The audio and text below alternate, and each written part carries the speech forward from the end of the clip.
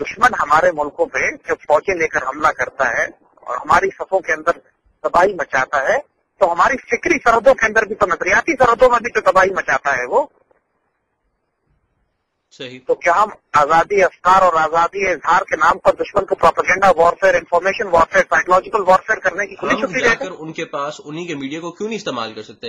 زید بھی دیکھیں، دشمن کا کام جو ہوتا ہے وہ اس کا کام، اس سے گلا کس بات کا؟ اس کا کام ہی یہی ہے کہ اس نے ہمیں ہمارے میڈیا کو کنٹرول کرنے کی کوشش کرنا، ہم پہ حملہ کرنا، ہمیں ڈی اسٹیبلائز کرنے کی کوشش کرنا. میرا سوال یہ ہے، ہم وہ سب کچھ کیوں نہیں کر سکتے؟ دماغ اور برین ہمارے پاس ہے.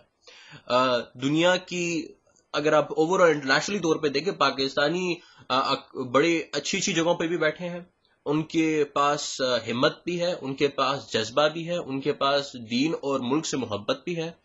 وہ انٹلیکچولی طور پہ اتنے پاورفل ہیں کہ وہ دنیا کے بہترین بینکس میں کام کرتے ہیں. کیوں؟ آخر ہم میں کیا کمزوری ہے؟ ہمیں there must be something lacking in us. دیکھو علی، بات یہ ہے کہ اجتماعی طور پر مسلمان بحیثیت ایک ملت اور ایک امت ہم ایک ایسے دور سے گزر رہے ہیں کہ جب ہمارے پاس پچھلے کئی سو سال سے انحطاط کا دور ہے. یہ ہمارے اٹھنے کا وقت ضرور ہے. ماشاءاللہ مسلمان پوری دنیا میں بیدار بھی ہو رہے ہیں، ری آرگنائز بھی ہو رہے ہیں، مزاحمتیں بھی ہو رہی ہیں، ہر محاذ سے مزاحمت ہو رہی ہے، میڈیا کے لیول پر بھی اور میدان جنگ میں بھی. لیکن مغربی تہذیب بھی بہت زیادہ طاقتور ہے، اور خاص طور پر اس وقت کہ جب کئی سو سال کی حکمرانی کے بعد ان کے پاس جو معاشی طاقت ہے، جو فوجی طاقت ہے اور جو میڈیا کی طاقت ہے وہ کہیں زیادہ ہے. پھر ہماری صفوں میں غداروں کی تعداد ماشاءاللہ کسی طرح کمی نہیں ہے. اس امت کو ہمیشہ میر جعفر اور میر صادقوں نے تباہ و برباد کروایا. تو ہم ایک ایسے دور میں ہیں کہ جب ہمارے پڑھے لکھے لوگوں کو جو بیدار مغز، بیدار دل ہیں، روشن خیال، روشن دماغ ہیں، ان کو زبردست مزاحمت کرنی پڑے گی. ایفرٹ بہت زیادہ ہے. پاکستان جب ایک چھوٹے سے بچے کو آپ اٹھنے ہی نہ دیں اور ایک بڑا سا پہلوان اس کو اٹھا کے پھینکتا رہے بیچارے کو، تو اس بچے میں بہت بہت طویل وقت لگتا ہے اس بچے کو کہ وہ اپنے آپ کو اپنے پیروں پہ کھڑا کر کے اس کے مقابلے پر آئے. مسلمان تہذیب کا اس وقت یہی حال ہوا ہے کہ ہم ایک طرف سے کھڑے ہوتے ہیں اور ہمارے اوپر کئی اطراف سے، کبھی روس حملہ کرتا تھا، کبھی ہم پہ ہندوستانی تہذیب تکلیف دے رہی ہے ہمیں، کئی مغربی اور جوڈو کرسچن سویلائزیشن ہمیں ہر ایکسس پہ دباتی ہے. پھر اب ہندو زائنس، ویسٹرن اور کرسچن زائنس کے ساتھ مل کر مسلمان تہذیب کے خلاف ایک مارچ کھول دیا، اور مسلمانوں کی صفوں میں ڈس آرگنائزیشن ہے. ہماری متحد ہم یونٹی نہیں ہے. ہمارے پاس پیسہ ضرور ہے لیکن ہمارا تمام پیسہ بھی یہودیوں کے پاس رکھا ہوا ہے. جتنا تیل کا پچھلا پیسہ 70-80 سال میں ہم نے کمایا، اب اس میں سے کچھ بھی مسلمانوں کے پاس واپس نہیں آئے گا ہمارے حکمرانوں کی حماقتوں کی وجہ سے. مگر اس کا مطلب یہ نہیں ہے کہ ہم مایوس ہو جائیں. اس کا مطلب یہ نہیں کہ ہمارے پاس ریسورس اور پوٹینشیل نہیں ہے. اگر دشمن ہمارا طاقتور ہوتا تب تک مسلمان سویلائزیشن کو انہیلیٹ کر لیتے یہ لوگ. ابھی تک اللہ کے فضل سے یہ خوف کھا رہے ہیں، اور خوف کسی پوٹینشیل کی وجہ سے کھا رہے ہیں. اور یہ پوری دنیا نے مل کر روکنے کی کوشش کی، لیکن ہم پھر بھی اسلامک نیوکلیر پاور بن ہی گئے نا. ان کی مرضی سے تو نہیں بنے، ان کی مرضی کے خلاف بنے. تو امپاسبل اور کے خلاف بھی اللہ کے فضل سے یہ تہذیب اب کھڑی پڑی ہے. اور یہ وقت ہے کہ جب ہمارے نوجوانوں کو سب سے پہلے تو اپنی میراث تلاش کرنی ہے. ہمارے بزرگ کیا تھے، ہماری ویلیو سسٹم کیا ہے، ہمارا اخلاق اور کردار کیا ہے. ہمارے ابھی تمام آئیڈیلز بدل گئے ہیں، ہمارے رول ماڈلز اور ہیروز بدل گئے. ہم جو بات کرتے بھی ہیں تو کہتے ہیں چرچل نے یہ کہا تھا، مونٹگومری نے یہ بات کہی، اور مغربی تہذیب کے اور ورڈزورتھ نے یہ بات کہی. ہمارے اپنے شاعر، ہماری اپنی تہذیب، ہمارے اپنے سائنسدان، ہمارے اپنے لیڈر ہی گم گئے. کس کو دوبارہ تلاش کرنا ہے پہلے؟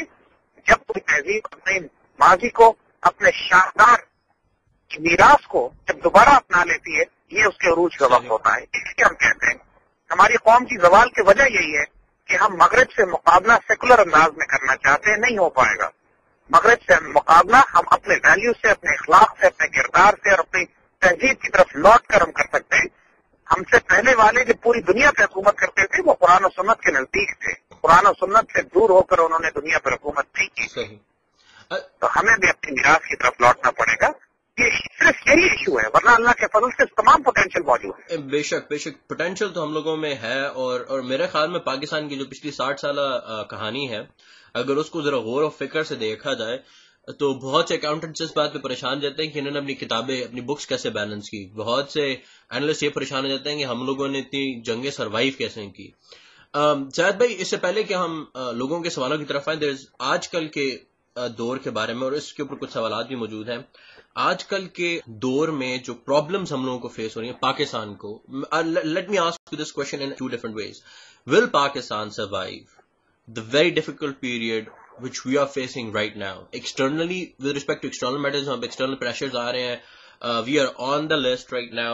ہمیں اس بات کا پوری طرح علم ہے کہ ہم پر آلموسٹ حملہ کرنے کی تیاری کر چکے ہیں لوگ. ہمارا ہمسایہ ہم لوگوں سے پرابلمس کرنے کی فل کوشش میں ہے. اس نے جو بھی کھیل کھیلا وہ کسی حد تک اس میں کامیاب ضرور ہوا. اس نے میں 71 کی طرح بالکل ایلیمنیٹ کر چکا ہے وہ. اور انٹرنلی طور پر ہمارے ملک میں بالکل اگر باہر کی ایک انوالومنٹ بہت زیادہ ہے. پاکستان آرمی ایک ایکشن لے رہی ہے. اس ایکشن کے بارے میں آپ کا کیا خیال ہے؟ کچھ کسی حد تک تو لوگ اس کے حق میں، کیونکہ آئی نو کہ وہاں پر لوگوں کی کسی حد تک اس کو سپورٹ ہے، لیکن بہت سے لوگ اس سے انکار بھی کرتے ہیں اور کہتے ہیں کہ ایکشن نہیں ہونا چاہیے. It should be left to the people over there for the action. Where do you stand? Ali, سب سے پہلے تو ماشاءاللہ ہم ایک بات کہیں آپ سے کہ پاکستان کی ریاست کے بارے میں یہ فکر نہ کرنا کہ یہ ٹوٹ کے چھوٹی ہو جائے گی. اللہ کے فضل سے یہ قائم ہے، قائم رہے گی، بلکہ بڑھے گی. یہ بات تو ہم پورے ایمان اور یقین کے ساتھ کہہ رہے ہیں، اس لیے نہیں کہہ رہے کہ صرف ایموشنل ریٹورک ہے. یہ ریاست اللہ کے فضل سے اب چھوٹی نہیں ہوتی. ہاں، ہمیں مار پڑ سکتی ہے، ہمیں چوٹ لگ سکتی ہے، ہم نقصان اٹھا سکتے ہیں، ناٹ این ایشو. صحیح. لیکن یہ 71 والے حالات نہیں ہیں. اسی بات کو سمجھنے کی کوشش کرو. 1971 میں آلموسٹ تمام بنگالی پاپولیشن مغربی پاکستان کے خلاف بھڑکا دی گئی تھی. کئی برس کا کام، کئی برس کی سازشیں جو انڈین اور را ایسٹ پاکستان میں کرتے رہے، ان کو مجیب الرحمان جیسی ایک یونیفائڈ کمانڈ مل گئی. ایک لیڈر تھا اس کا جس نے پوری بنگالی قوم کو بھڑکا دیا. اور جو ہماری پاکستانی فوج وہاں موجود بھی تھی، اس کی تعداد 40-45 ہزار تھی. باقی 30-40 ہزار سویلینز تھے جو گرفتار ہوئے. ٹوٹل POW 92,000 تھے. اور 92,000 میں مسلح افواج کی 40,000 تھی. اور 40,000 مسلح افواج کے مقابلے پر کم از کم 6 لاکھ انڈین اور مکتی بانی آرمی تھی. Can you imagine the figure? اس پر کیوں نہیں بات کرتا کوئی؟ یعنی ایک پاکستانی ڈویژن کے مقابلے میں 14 انڈین ڈویژن تھے. 1:14 کا ریشو تھا. اور اس کے بعد ان کے پاس ایئر فورس تھی. اس کے بعد ان کے پاس آرمر آرٹلری اور ہیلی بارڈ بریگیڈ تھے. اس کے بعد نیول بلاکیڈ تھا. پھر اس کے بعد 40,000 کی آبادی کم از کم 5-6 کروڑ ہاسٹائل پاپولیشن کے درمیان میں تھی. اب مجھے بتاؤ کیا یہ صورتحال مغربی پاکستان میں ہو گئی ہے؟ یہ تو ملٹری اور انٹلیکچوئل امپاسبلٹی ہے. لوگ ایسی بات کرتے ہیں کہ اس پاکستان والے حالات بن گئے اسے مایوس کرنے کے لیے. اللہ کے فضل سے پاکستان کے 16 کروڑ یہاں متحد ہیں. ہم میں 2-4-5% ہوں گے جو فسادی ہیں. پاکستان کے 6 لاکھ مسلح افواج ماشاءاللہ تمام پیراملٹریز کے ساتھ اور پوری قوم کے ساتھ اس ملک کے اندر موجود ہے. دشمن اللہ کے فضل سے 1:14 کے ریشو پہ نہیں ہے. یہ ہمارا دشمن اتنا ناپاک ہے کہ جب تک اس کو 1:10 کا کم از کم ریشو نہ ملے یہ ضرورت ہی کرتا ہے ہم سے حملہ کرنے کی. اور اللہ کے فضل سے ہم اس وقت ایک ایٹمی نیوکلیئر اسلامک پاور ہے. کوئی حالات 1971 والے نہیں ہیں. Let me make it very clear. اللہ کا بہت کرم اور احسان ہے. بلوچستان لبریشن آرمی کوئی مختی بانی نہیں ہے. تحریک طالبان پاکستان کے دہشت گرد جو سوسائڈ بامبنگز کر رہے ہیں یہ کوئی مختی بانی کی کیمپین نہیں ہے. اور کوئی انڈین آرمی اس طریقے سے مختی بانی کے ساتھ پاکستان کی سرحدوں میں داخل نہیں ہوتی جس طرح اس پاکستان میں ہوا تھا. تو اس بات کو سختی سے ریجیکٹ کرنے کی ضرورت ہے. جو مایوسی پھیلانے کے لیے لوگ کہتے ہیں کہ 1971 والے حالات بن گئے، بالکل نہیں بنے اور انشاءاللہ کبھی بھی نہیں بنے گے. اگر میں آپ سے یہ سوال پوچھوں کہ بینگ اے ڈیفینس اینالسٹ، ٹھیک ہے، آپ کا کیا بلیو ہے پریکٹیکلی آن گراؤنڈ ہماری فورسز، اور اگر آن گراؤنڈ، لیکن میں میرے پوچھنے کا مقصد یہ ہے کہ بہت سے لوگ جو اس وقت جن کی تھنکنگ، جن کو پوائنٹ آف ویو ڈفرنٹ ہے، اور ہم ہر بندے کے پوائنٹ آف ویو کی ریسپیکٹ کرتے ہیں. انشاءاللہ پاکستان ڈزنٹ وانٹ وار، لیکن اگر وار ہوتی بھی ہے تو کیا انڈین آرمی جس کو اسرائیلی ایئر کرافٹ کی سپورٹ حاصل ہے، we all know this because they have been showing F-16s in their preparedness، جو کہ they don't have and it always come from Israel، جو انہوں نے کشمیر میں آج کل یہ حرکتیں کر رہے ہیں. The point is کہ کیا Pakistani army all on its own، Pakistani قوم all its own will survive what if for example India opens border in Kashmir and Lahore sector؟ دیکھو علی، کچھ باتوں کو بہت ریئلسٹک ہم آپ سے کھل کے صاف بات کر رہے ہیں. ہم کسی قسم کا کوئی غلط یا جھوٹ یا ڈسپشن قوم کو بھی نہیں دینا چاہتے.